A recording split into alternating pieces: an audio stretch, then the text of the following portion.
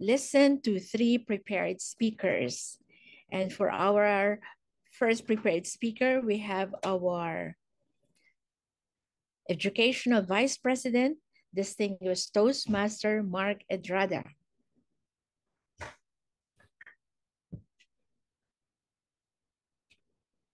Well, I'm looking for the title of his message. Well, Distinguished Toastmaster Mark Edrada, by the way, will be evaluated by our Toastmaster, SEDI, our area director, SEDI.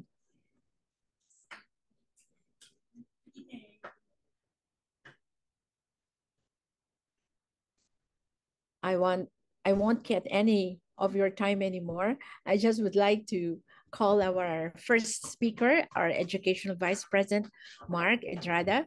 Please, you're on stage now. To the mothers here, have you tasted your own breast milk? To the fathers, have you tasted your wife's breast milk? Fellow Toastmasters, breast milk is delicious. According to my daughter, my firstborn was fed on breast milk for 7 months. My second child is currently being fed breast milk. And I believe in the nutritional value of breast milk because my kids are chubby. Oops, I know I am chubby, but not because of breast milk. But I was able to taste it. I could not describe the taste.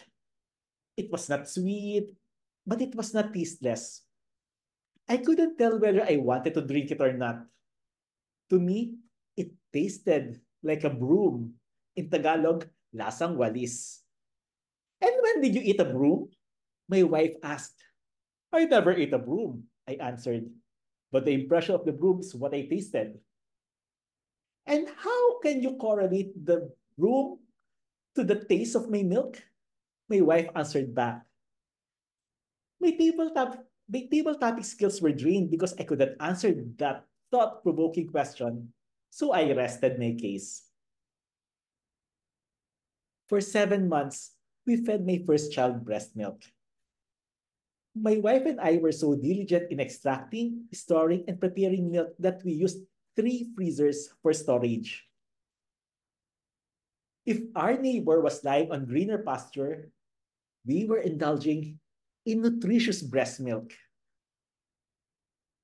One December, we went on a vacation for 2 weeks.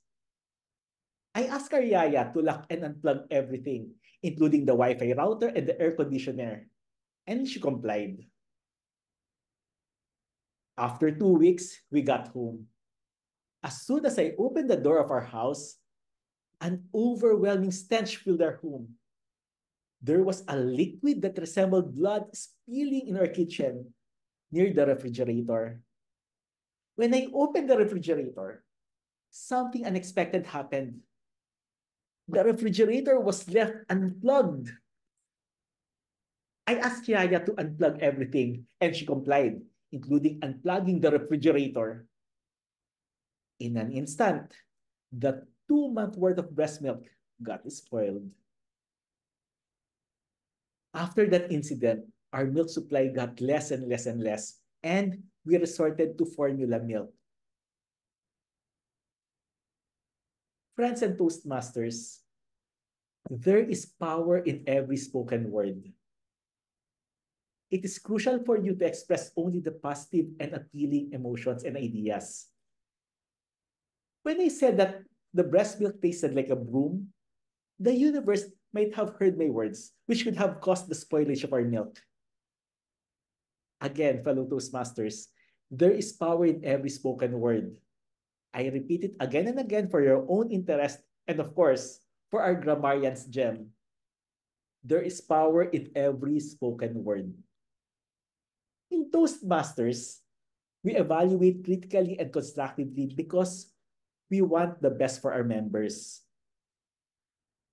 In romance, we exchange I love yous to reaffirm our love to our romantic partners.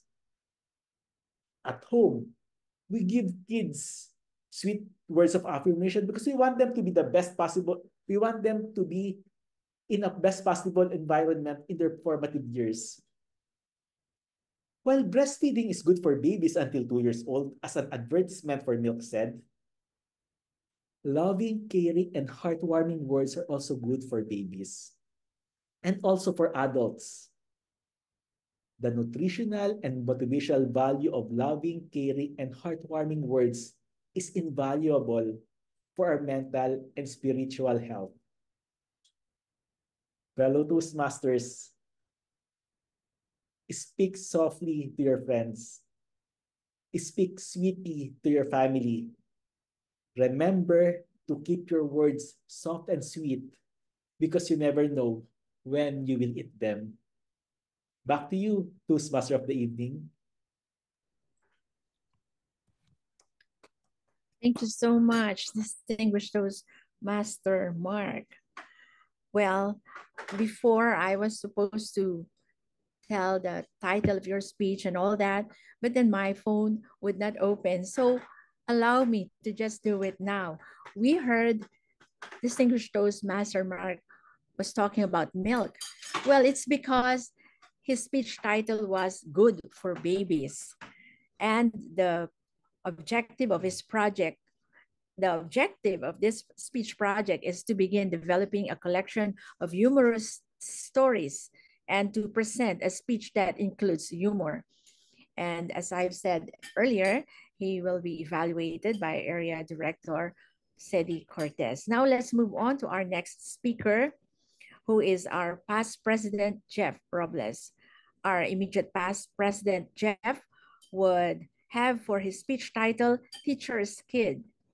And the project objective is to practice the skills needed to address audience challenges when you present outside of your Toastmasters Club.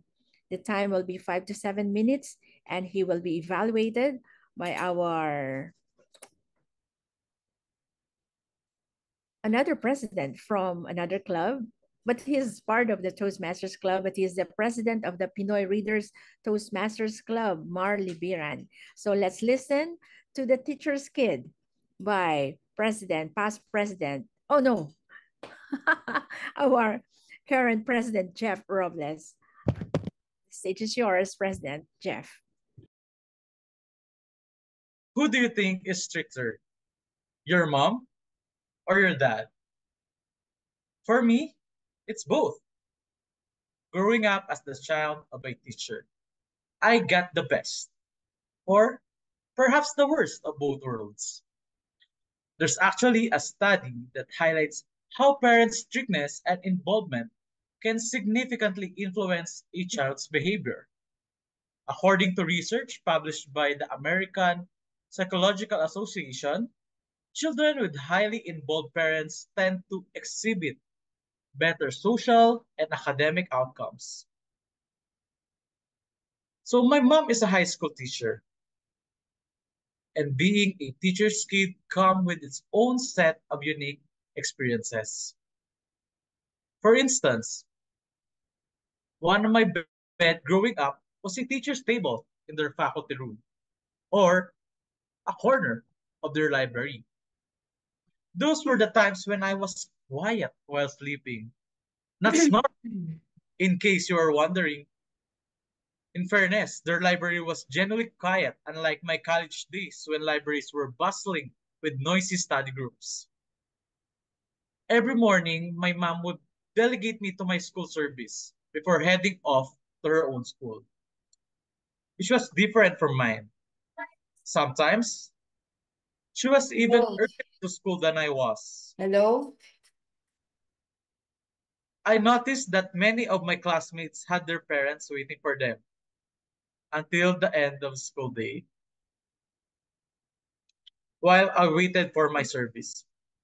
I was a bit jealous but grateful too, especially since my mom was always prepared my snack and lunch, packed, neat, packed neatly in my Nickelodeon lunchbox.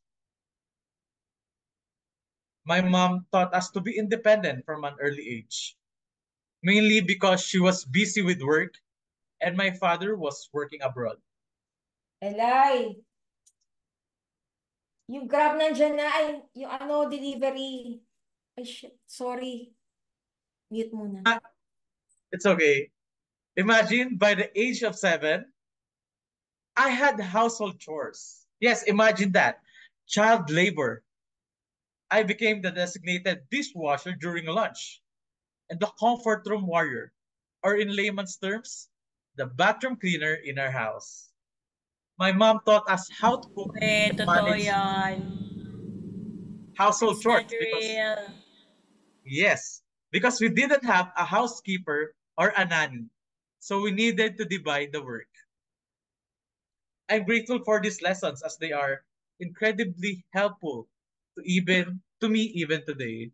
Plus, I really appreciate having an automatic washing machine now.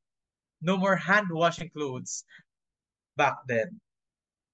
Having a teacher mom was especially helpful when it came to homework. I have a personal tutor, particularly the science subject, because she taught it in high school. I was also her assistant in checking her students' assignments and homework. Sometimes, when a student greeted her warmly, I wondered if, is this the top student who I had checked her paper? So maybe being exposed to so many books, learning materials from an early age instilled in me the deep appreciation for the importance of learning. Being a teacher requires you to constantly update your knowledge and appreciate the hard work teachers put into their jobs. Teaching is indeed a noble profession. As the famous author Henry Adams once said, a teacher affects eternity. He can never tell where his influence stops. So, dear fellow Toastmasters, the next time you see your teachers or even your mentors, greet them. Uy, wala pang... They feel immense joy when they see the little kids they once thought have grown into successful adults in their respective fields. Ako mag-teacher, hindi na natuloy. Absolutely. Being a teacher's kid taught me independence, responsibility, and the lifelong value of education.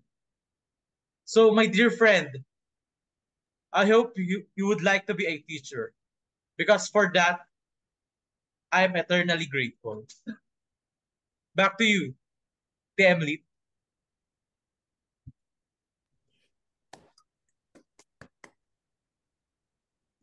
Thank you so much, President F.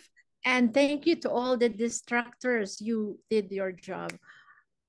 They were trying to distract you because this message or our speech is about managing a difficult audience. And it's quite difficult, huh? Because they were really interrupting your speech. But you did well. You went on. And thank you for the message that you have shared with us. And you will be evaluated later on by our Toastmaster Marley Biran. And now let's go on to our third and last speech project for this evening. Our third prepared speaker is our past director, Rose Pagia, and the speech title is The Minimum from Her Path Innovative Planning. The speech project is level 5.1, High Performance Leadership, the objective of which is to apply your leadership and planning knowledge to develop a project plan, organize a guidance committee, and implement your plan with the help of a team. The time is 10 to 12 minutes, and your speech evaluator is Director Armel. So let's all listen to our past director, Toastmaster Rose Pagia.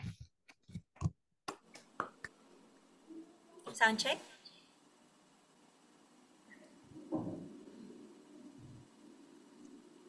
You don't have to see the whole staircase. Just take the first step. These are wise words from Martin Luther King Jr. Oh, Martin, Martin, if you only knew how afraid I was back then. Afraid that people will not follow, afraid that I cannot deliver, and that it will be just a waste of time and resources for everyone. That the whole staircase of me being the division director, it felt like it was growing so big it could swallow me whole. I was afraid that after the term I would have nothing to show for it, that I was only a placeholder. But did you know that that second floor, it's all laid out for us as leaders here in Toastmasters. It's all written in the Holy Grail that is our, I don't have my leadership manual, it's digital. The goal is to achieve and be recognized as a distinguished division, at least. That is the next level. Can you see it? I saw it like a deer in headlights. And I asked myself, how do I conquer this mountain when I have fears and shame that I will be left aside? How I wanted to procrastinate, put it off for another day and think of something else other than that. But we have a term, so that means we are under time constraint. Also, I have to be able to come up with things to say during our monthly executive committee meetings. What happened? Give me a beat and break it down for me. I changed my focus from that enormous vertigo-inducing staircase, and I split the division goals into smaller goals, just like eating an 18-inch pizza. I wish I had props for that. You have to start with the slices.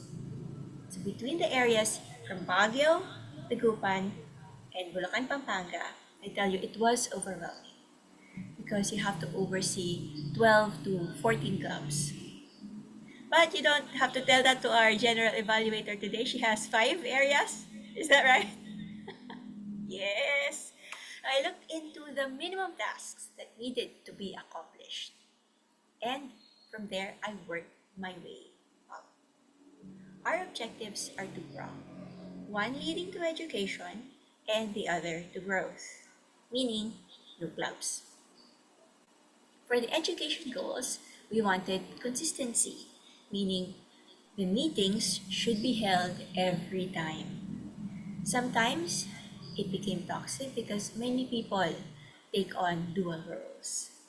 For this category, the strategy was to invite as many people and to power through. Attend all the meetings that you can. For the webinar that we could offer, I did not want to reinvent the wheel unless we have something unique to offer or something that is specialized for our division. Suggestions on webinars needed to have a solid proposal, an objective. It has to be purposeful.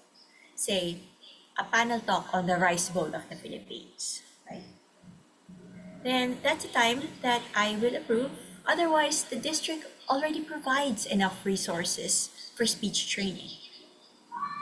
On this aspect, we presented a webinar entitled Leadership Burnout, which, quite timely, was done just before the term ended. Let me also mention the educational goals included speech contests because this is the fast track for learning public speaking. As for club growth, the target was, shall I say in layman's term, not die. Ideally, each area needs to grow by 1 club at least. Back then, we were able to reinstate Dr. Yanga Colleges Incorporated because Toastmasters International had a promo. And fortunately, we formed another club, Support Ninja Toastmasters Club, because our club growth director has been working on that way before. That is a little big step for us. With these little steps, little tasks, step 1, attend trainings. Step 2, conduct a speech contest. Step 3, renew all the clubs that you could. Hashtag only renew. With those, I can see progress already. We were closer to our dream. We inched and just towards the goal. A process I had hoped to bring our members to the second floor, all alive, satisfied, and recharged. It was tedious, yes, but it had its moments. I am thankful that I had the support of my area council, area directors and council, Olive, Anne, Casey, Mercy, Remy, all the club presidents, my division, director batchmates, and with all these interesting people around, there is no dull moment.